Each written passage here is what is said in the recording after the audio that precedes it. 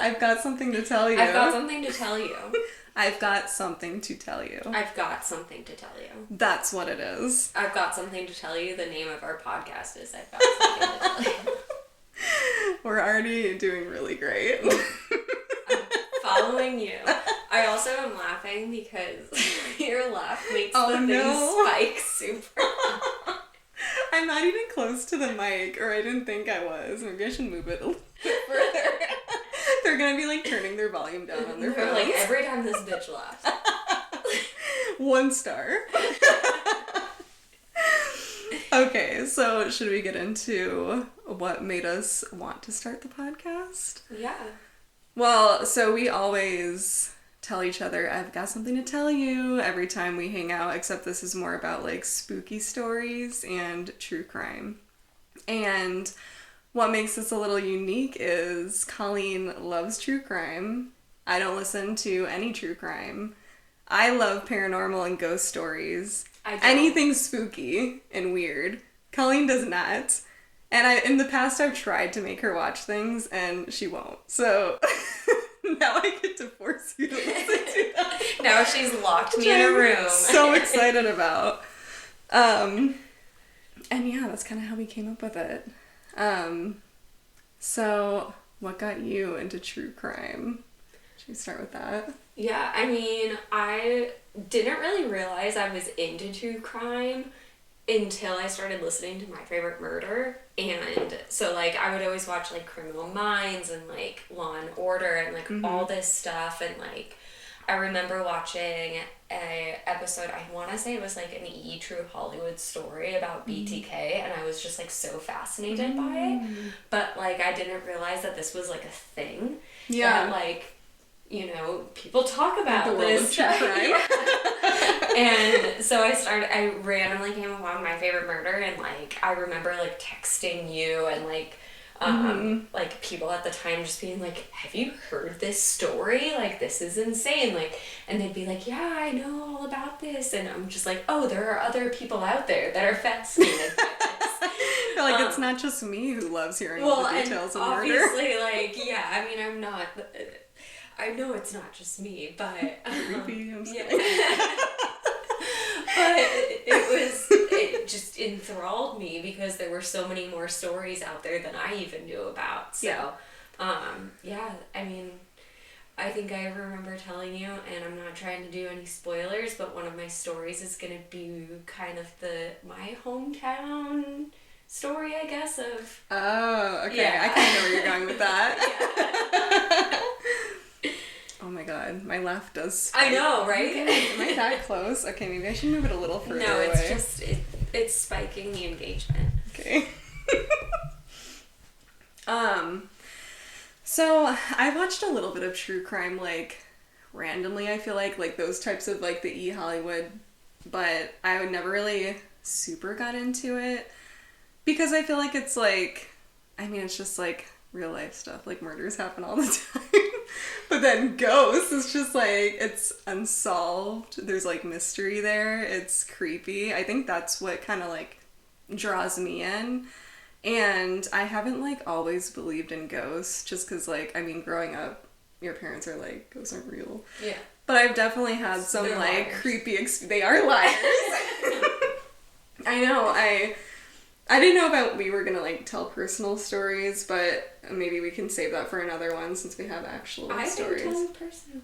Okay, well I'll tell some quick ones. So I had some experiences growing up, and one of the creepiest ones was in our second house. And I don't know if I told you this because I felt like you would have got creeped out, or if I started to. Folding of the... So that's part of it, but there was like... There's more to it? Yeah, that was a whole experience, and like me and Tara both had experiences which made it weirder. Tara's her sister, right? Yeah, Tara's my sister. And so me and Tara would be in the same room, and then eventually when I got older I got my own room. And I was always terrified of the dark. Even before like I had experiences, I just like did not like the dark. It was like unnerving. And then I have a memory of like me, like I would be about to fall asleep, and I was probably in like elementary school. And then right as I'm about to drift into sleep, I hear Tayler, my name. And I'd be like, wake up. I'd be like, what is that? And I'd be like, okay, I was like falling asleep. And then same thing, I'd be falling asleep again, and I'd be like, Tayler. And I'm like, and then I just remember, it would happen all the time. And then I remember one time me just being awake, and I was just like listening, and I heard it like clear as day, my name, and I jumped out of bed and I ran into my parents' room, and I was like, I keep hearing something. They're like, okay, just like sleep in the bed. Like, totally blew it off. Yeah. And so I would sleep on my sister's floor most nights in that house, and I literally like have nightmares about that room, like these really creepy dreams of it. Like, it's just as scary. It's where did it sound like it was coming from? It sounded close. That's the thing, because it was a whisper, and I heard it real close, like. Because in my head, I'm like, it's something under your bed. Oh my god, I know. I'm sure. For me, I think I was always afraid of the closet, because in my nightmares I would have about it, it'd be the closet, and I'd be like, ugh. I'm getting goosebumps right now just thinking about it. Feeling kind of nauseous. As I'm sitting next to the closet right now. I know. Yeah, I don't know. But so, that's not the only thing that happened. I'm a really light sleeper, and I slept walked in that house, and I would like wake up in the kitchen and just be like, what the heck? Like, what are we doing here? And Tara slept walked in that house too. And then she also, like, she would hear like creepy laughing when nobody would be home. And like from inside the house, not like a neighbor like in the backyard or something. And then I saw like a door like shut, like not, so I know like the air conditioner, right? Like if it's like slightly open, but this was wide open and I saw it shut. And I told my dad, he's like, who's the air conditioner? I was just like, okay. I'm like, you guys, there's something creepy in here. And then the weirdest part, which you remembered, was I had woken up and no clothes on. They were folded neatly at the end of my bed. And then later on, like years and years later, when me and Tara were talking about it, she said the same thing happened to her. And we're just like, what? Like I think we were sleepwalking more than we thought and just didn't wake up or something, but there was something like spooky in that house. Yeah, so that's one experience. And then there's one other one I wanted to tell since we were telling experiences. Oh, and so that happened when I was a lot younger, and at that time, it's not like I like believed in ghosts because I was in like elementary school. Like, I don't even know if you know about ghosts in elementary school. But then later on, when we lived in our third house, the one that you've been to, it was like 2 or 3 in the morning, and I was like in that in-between state of awake and asleep, and I felt someone grab my ankles, and I felt myself sliding off the bed, and I woke up really quick, and I was like, okay, it was a dream, but the thing was, I still felt like the pressure, like if someone grabbed you, and you know, you could still feel it kind of, because if it's really tight, I still felt it. And I like jumped out of bed, and I turned the light on, and I drove to Seb's house, my husband at the time, or boyfriend at the time, husband now. At 3 in the morning, because he goes to bed late anyway. I was like, I'm coming over. Something really creepy just happened. Oh my god. So yeah, that's just a couple of them. So I feel like my like fear of it has kind of turned into more of a curiosity though, because I used to be like terrified of those types of things, but now it's more just like an interest. I don't think it's anything that can hurt us. Like, I really think it's just like spirits that are wandering around. Yeah. And I'm terrified of the paranormal because I stand by that I'm scared of anything I can't fight. Oh yeah, wait, so I was gonna ask you, because I know you're afraid. Yeah. But, so are you a skeptic or no? Like, you believe in it, but you're afraid of it? I believe in it, because, like, I just feel like there's too many people that have, like, shared their stories and, like, things like that, like, that I think it's out there, but respectfully, I don't want anything to do with it. Respectfully, fuck off.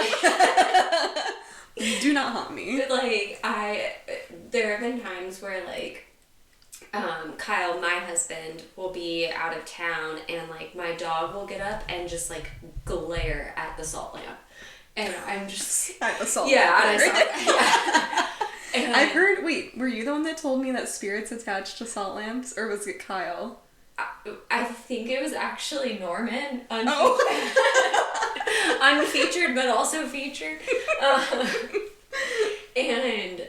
like, that was not what I needed to hear. Like, I don't mess with those things. Like, again, like, I'm super respectful of spirits and, like, things like that because I do believe in it, but at the same time, I don't understand it. Yeah. So, like, I try and veer away from it, where I'm just like, I'm not messing with any of it, because... If I don't mess with it, it doesn't mess with me. Exactly. Whereas, like, if a person breaks in, I might be able to fight them. I don't know. I want to be respectful to that, too. I want to respect the ghosts. Yeah.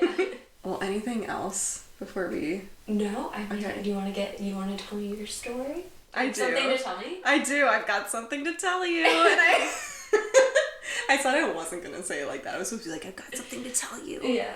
No. I just can't do it. You just gotta go with the flow. Did you see my screen or no? I can't read it from that. Okay, good. My glasses are just readers. That's why I was, like, leaning in earlier. Oh, okay. Makes sense. Okay. I kind of want you to guess what my first story is. I feel like it's gonna be the Winchester House. Okay, you're right. Nailed it.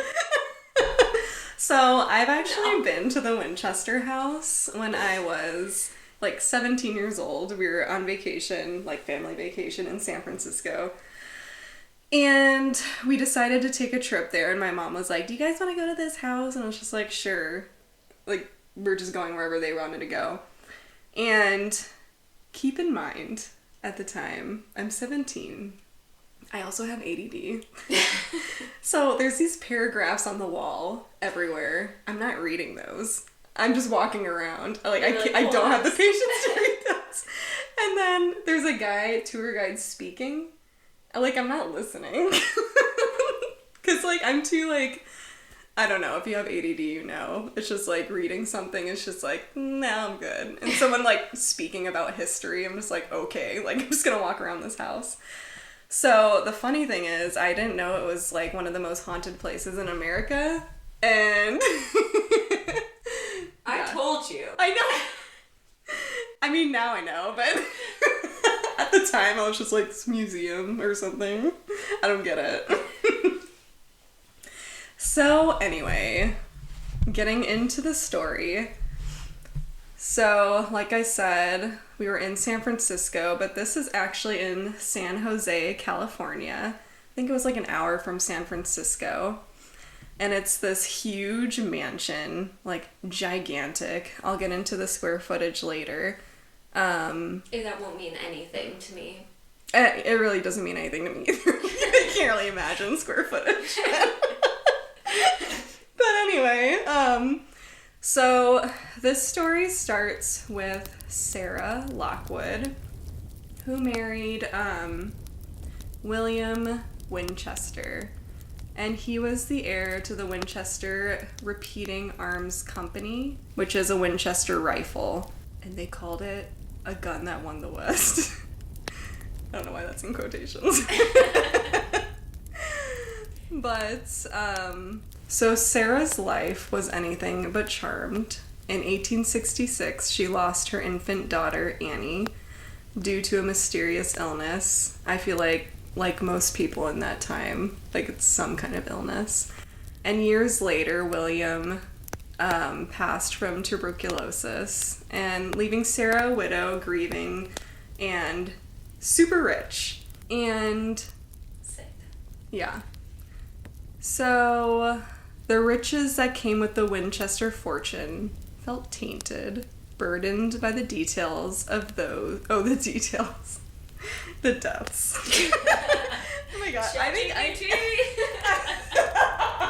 I need your glasses. I swear I read this a few times. These okay, I'm zooming in.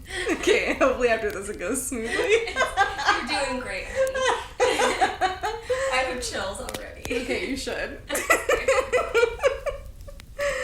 But anyway, what I was saying is she was tainted by the deaths of those that have fallen to the rifle.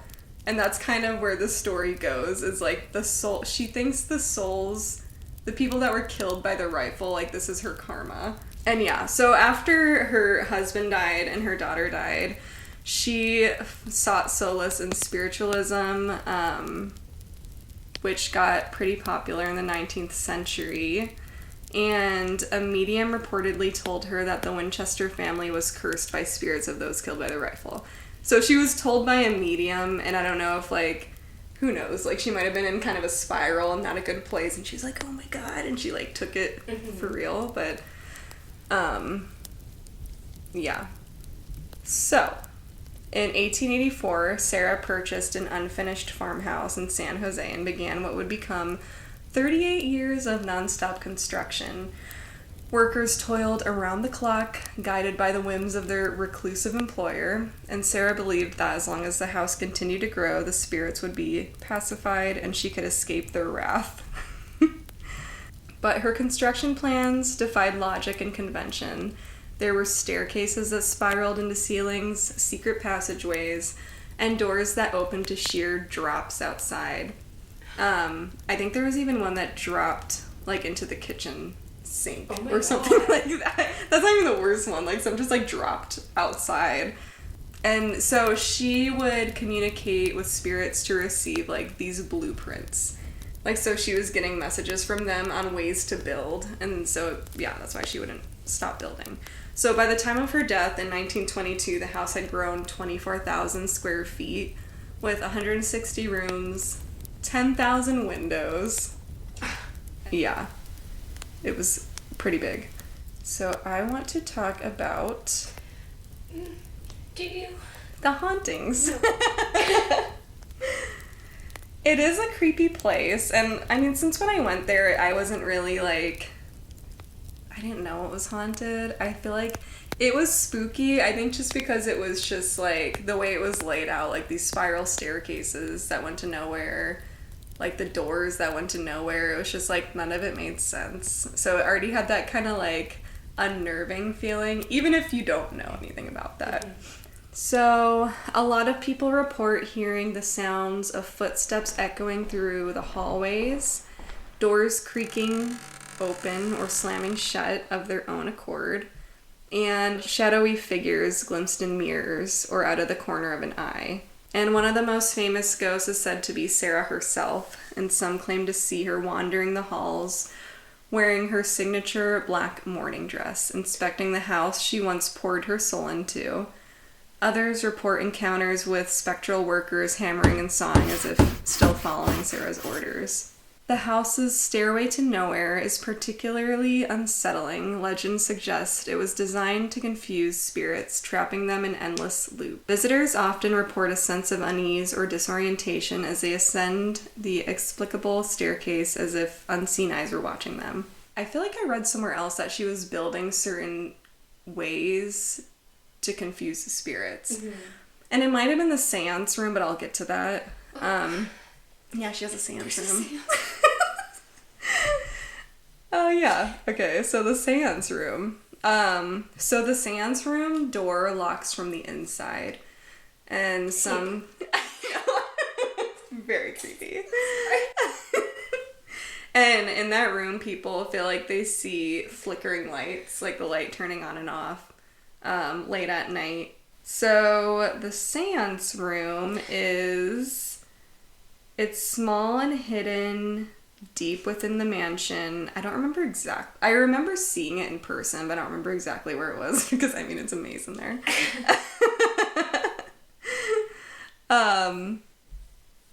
But so this was the room she used to communicate with the dead.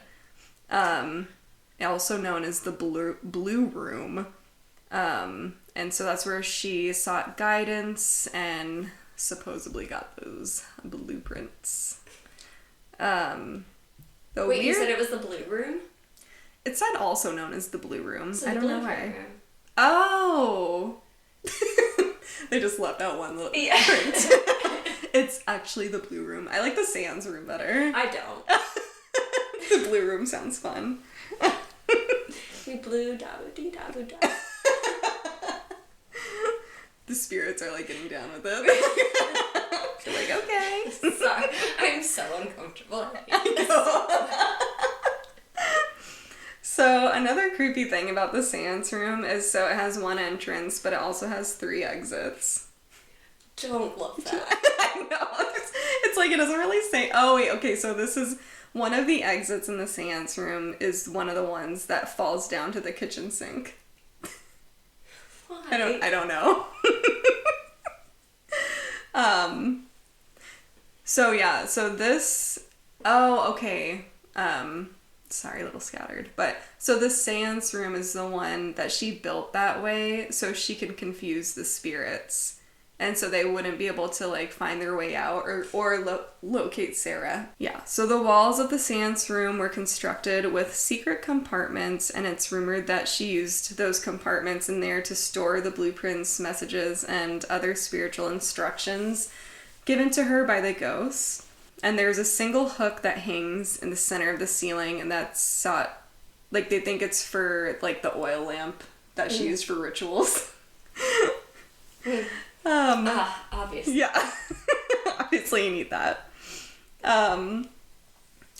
So she would go here every night around midnight to conduct these seances, and she would use tools like planchettes, which is similar to a Ouija board, pendulums, and automatic writing.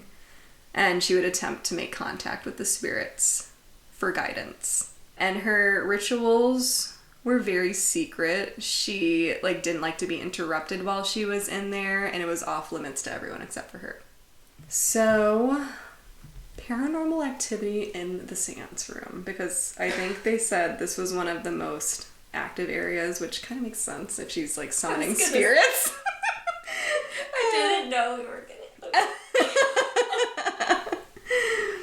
So, people have reported hearing faint whispers, feeling cold spots, and a sense of, like, a strange presence in the air, like an unnerving feeling. Some claim to have seen shadows or flickering lights in this room. As I mentioned earlier, that's one of the rooms that lights up when no one's in there.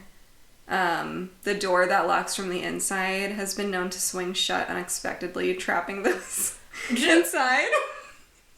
And it locks from the out. No. And the guides at the mansion often warn visitors to tread carefully as the energy in the room is said to be especially potent. Yeah, and then the last thing is just the feeling of being watched, I think, which they believe is Sarah, like, just, like, keeping an eye on her house.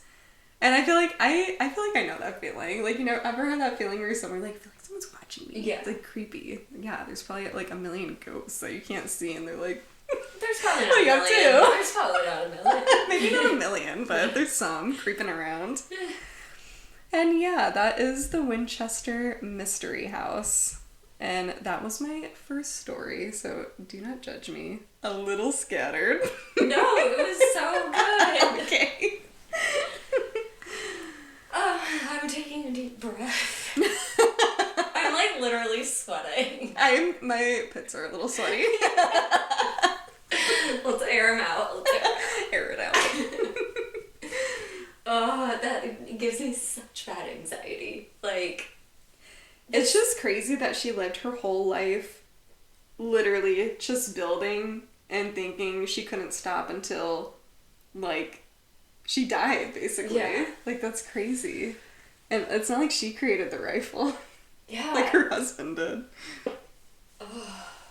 I'd be like, don't take it out on me. Yeah. Keep the house. You can stay His there. fault. Yeah. He's actually on the other side because he died, so He take it up with him. Yeah. Oh, okay. Take a sip of my mimosa. There you go. Okay. Well, that was...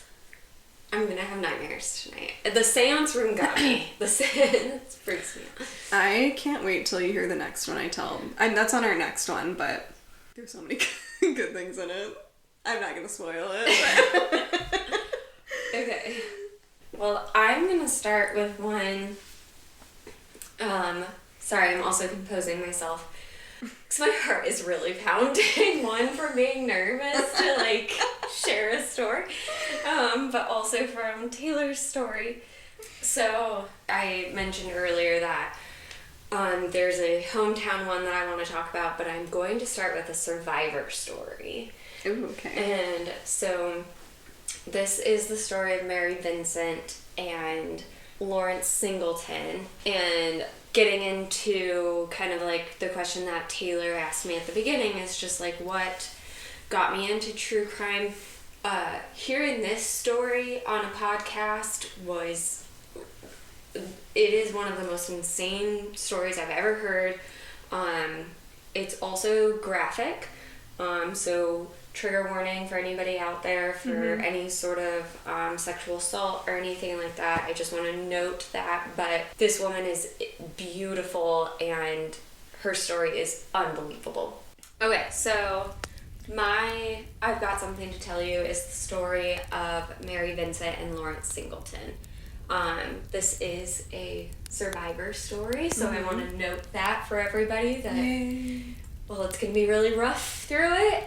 There is Yeah. She is a fighter and a beautiful, beautiful person. She also has a I Survived episode. So not only did I get information from her I Survived episode, read multiple articles, and then My Favorite Murder does a very beautiful episode about her. So my story takes place in 1978. Mary is 15 years old at the time and is hitchhiking. She is trying to travel back from Las Vegas. She gets into a big fight with her boyfriend, who doesn't treat her well, and she's trying to get back to her family in California. She then meets up with Lawrence Singleton, and it's her and two other hitchhikers. And Lawrence pulls up and says he can take one person, and he says he can only take Mary. Now, before Mary gets into the car, the two other hitchhikers that are with her, again, she's a 15-year-old, very young girl, they say, don't get in that car. Red flag. Yeah. The car is completely empty. They can see into it. There's a reason this man is picking the youngest one.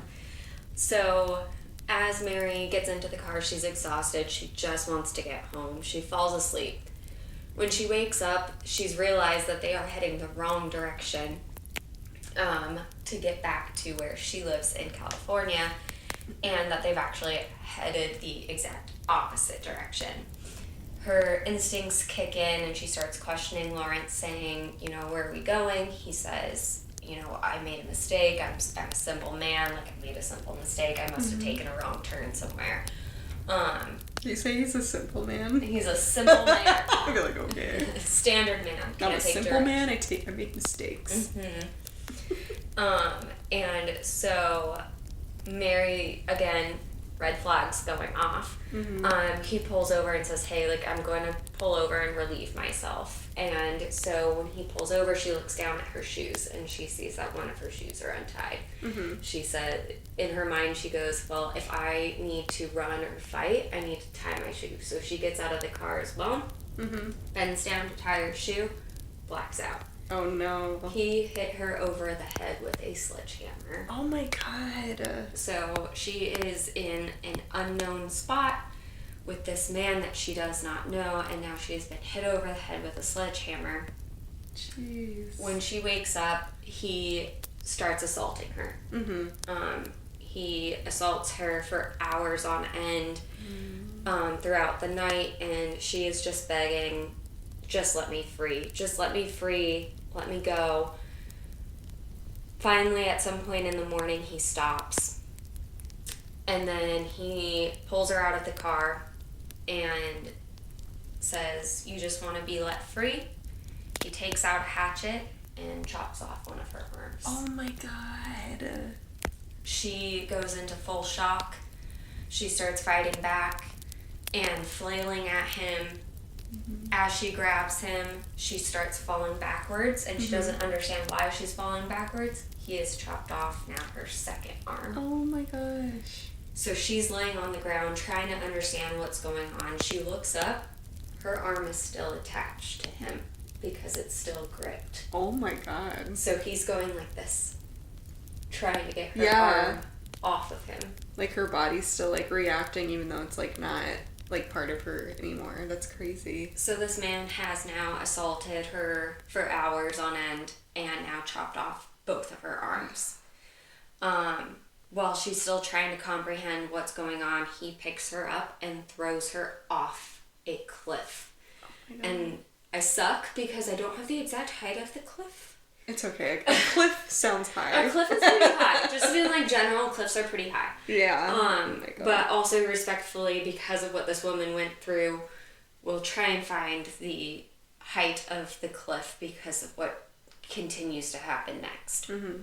So she is tossed off of this cliff. No arms, completely nude, has been assaulted for hours, and she falls asleep and she wakes up in the middle of the night and she just says, and again this comes from her, I survived, I need to survive this. I need to get through this. We have to catch this man. Like, if I don't get through this, he's never going to be caught. He's going to do this to somebody else. Yeah.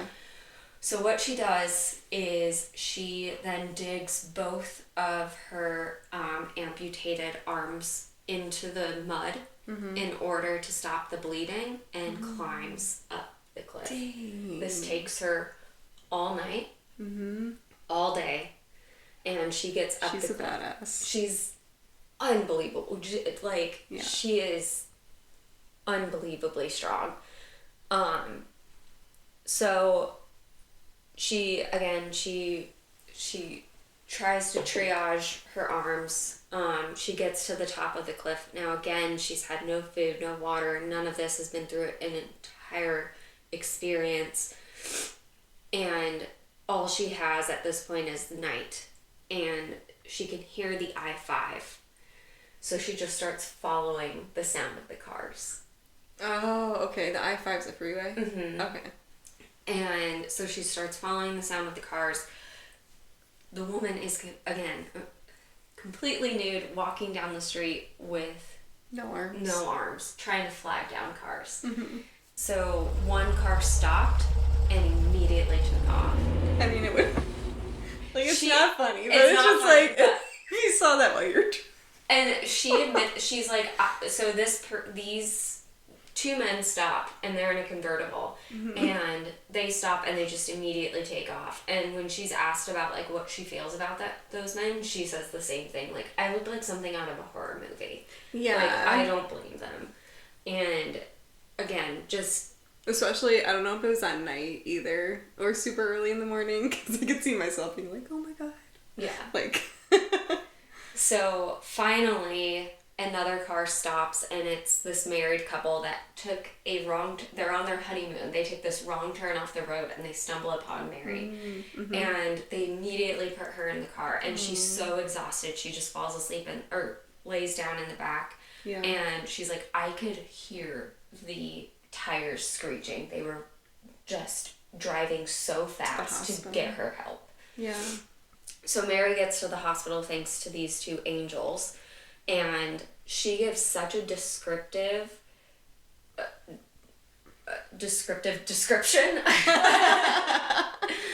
of Lawrence that they are able to put a sketch together that his own neighbor calls in saying, this is my neighbor Lawrence. Like, I keep wanting to say Lawrence Fishburne. Lawrence Fishburne has nothing to do with this.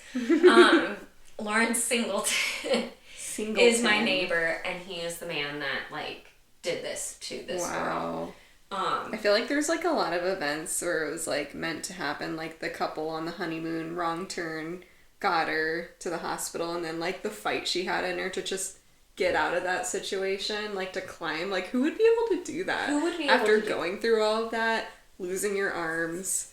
Like, that's a lot. So. Well, and just, like, I know this might be, like, minimizing. And a lot is an understatement. Well, yeah. Like, I don't want to minimize it, but just, like, the physical strength to climb all day long. Yeah. You know what I mean? Like, after you... With only basically your legs and a little part of your arm, like, whatever part she had left. Like, imagine the pain. Like, that's so crazy. This woman has so much fight in her that, like, she's unbelievable. So she gives the description about Lawrence. The neighbor calls him in. Neighbors are going to be a theme in this because don't trust your neighbors, people. Well, or do in this case. So they go to court, and do you want to guess how much time? So they convict him. Mm-hmm. How much time do you think he got? Oh, how much time in prison? Mm-hmm. Did he get life? No. What did he get? He got 14 years. Oh my god. Why? Great question. Tell me. So that at the time was the highest for all of the like what he did. For everything that he did that he was, like, convicted of, that was the highest amount of time That's that he could get. crazy. So he gets sentenced to 14 years.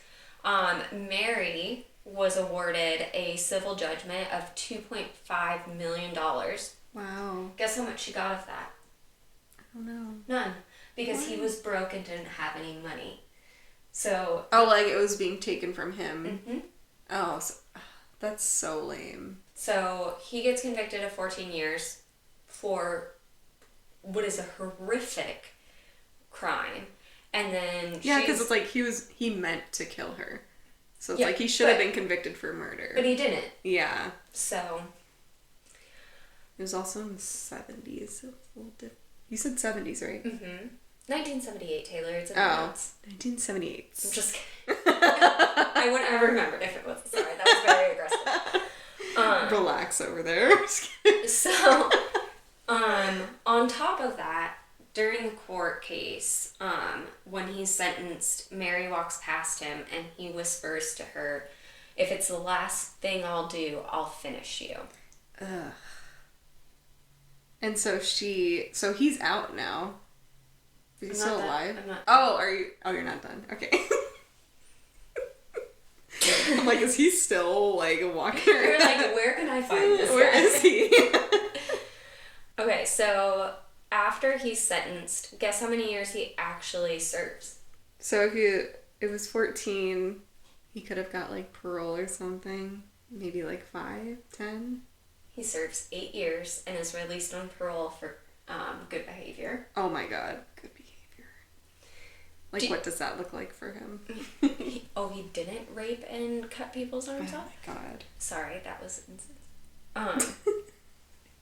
So, during the time... So, he gets out, and I'll note this, and then I'm going to go into a little bit of the post his parole time. Mm-hmm. But Mary's obviously going through a lot.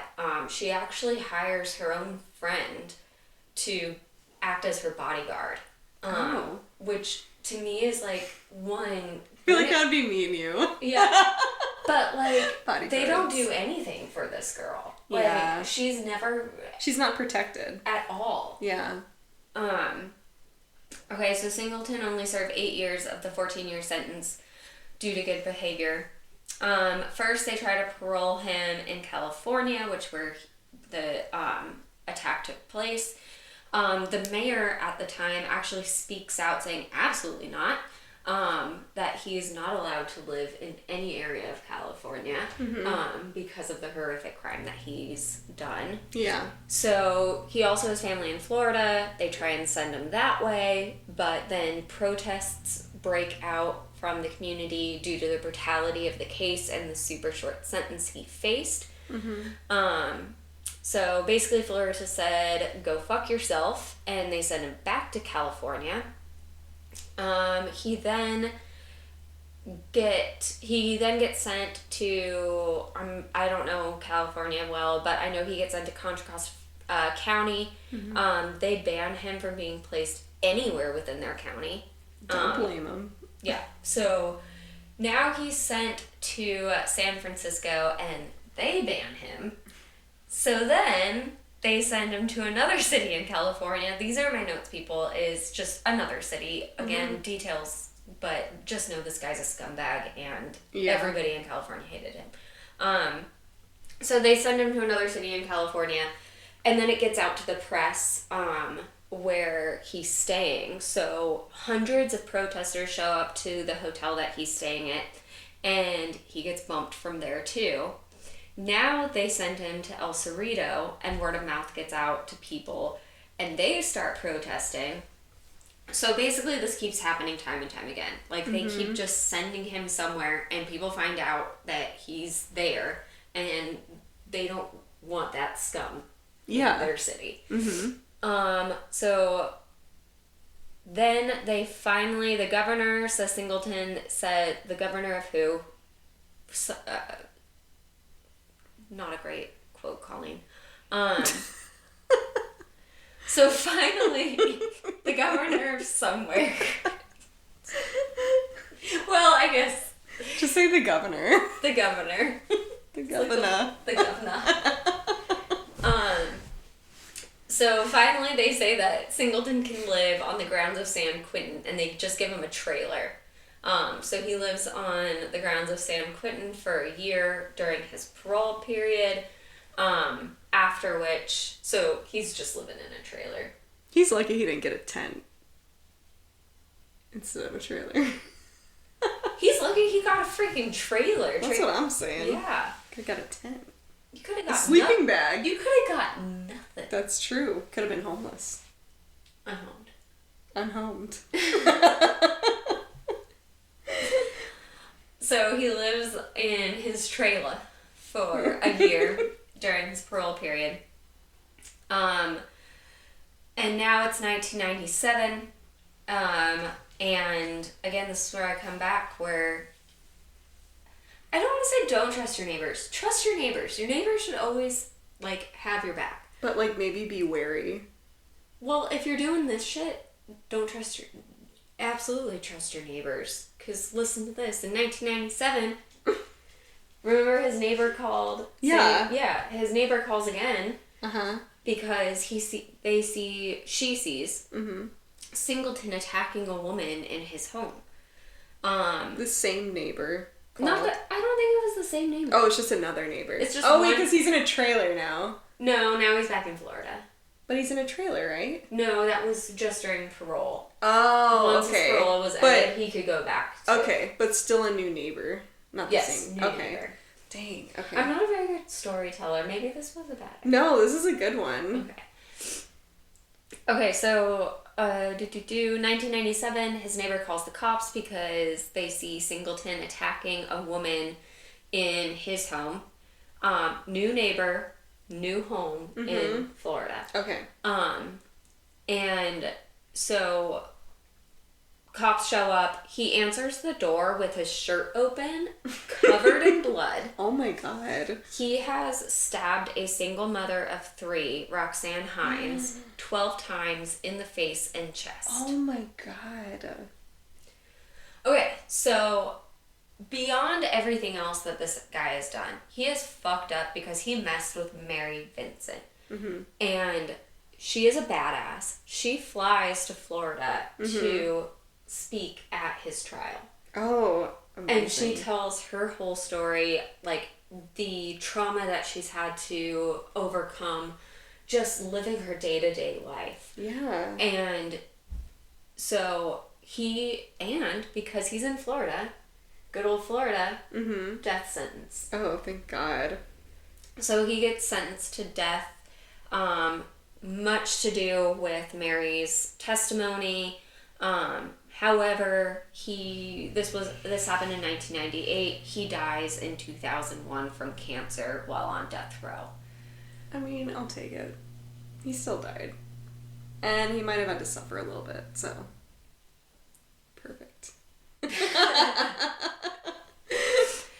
So we talked a lot about Lawrence and his story, but one of the things that, again, I think is so beautiful is Mary and just like her incredible journey after the attack. Within 2 weeks of her attack, she began using prosthetic arms, which obviously I've never experienced, but a lot of what I read about prosthetics is that can be equally traumatizing, seeing something different than your own body part. And also probably getting used to how to use it, because it's going to be different. Known for her creativity, she modified her prosthetics using spare parts from broken electronics, turning them into custom designs that reflected her personality. Oh, I love that. She also pursued her passion for art, which became a significant part of her healing process. She attended the University of Nevada, and continued to pursue her own unique style, often working with chalk pastels, and created very powerful images, particularly depicting upbeat women and family portraits. Ooh. I almost kind of want to see her art. I know. And see what it looks like. I'm not going to talk about where she lives now because that's her private life. But obviously, like, I love these kind of stories because obviously it's horrific, but just the absolute resilience of somebody, like, that she could go through all of that and turn it into something beautiful. And I have watched her I Survived so many times, and it still makes me tear up. Just the way she speaks is so thoughtful, and I probably did not do... I really hope I did her justice. But, I feel like you did. Yeah, and I think just, like... I mean, it doesn't even stop after, like, her, like, climbing up the cliff and finding, like, going to the I-5 and the couple finding her. But the fact that she, like, that's, like...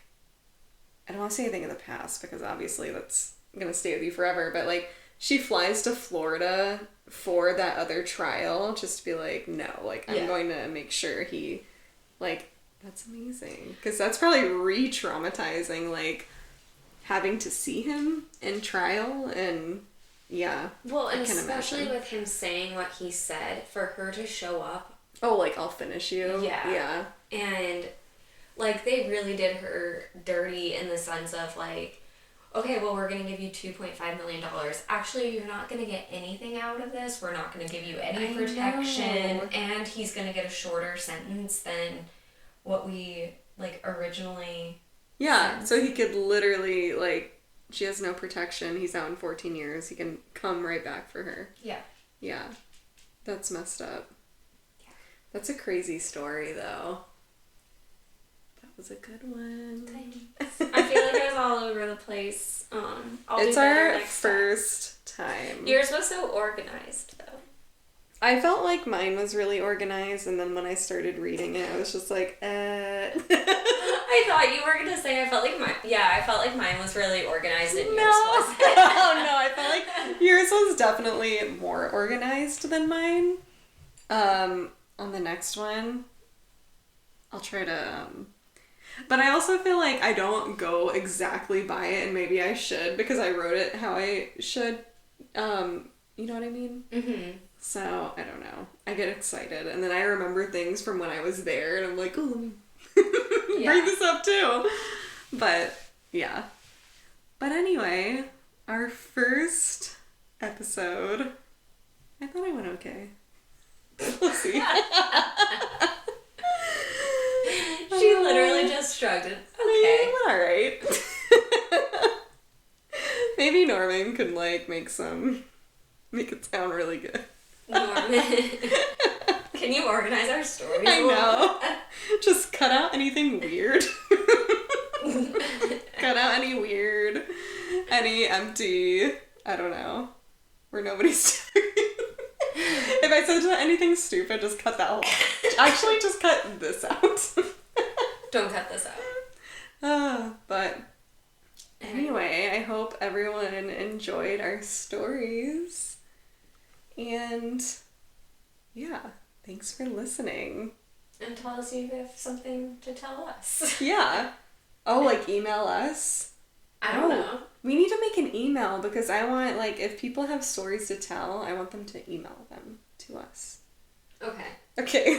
We don't have an email yet, but when we do, that's what we will do. Maybe this should have been, like, off. We're still learning. If you want to email us, we don't have an email, but one is coming. Uh-huh. Maybe it'll be here before this gets done. Oh, yeah, okay. I know, I should have just... Okay. There will be an email. If you have a story to tell, we want to do stories for, I don't know, any spooky stories you have to tell. And maybe if we get, like, over time enough, we'll have, like, an episode where we just tell other people's stories. Yeah. So just do our jobs for us and tell us the stories that you want us to read. Can you make sure it's in storytelling format so that I don't have to do any work on my Organized by, like, speaking points? That'd be helpful. Exactly. Cool. Okay, well, thank you all for listening. Later.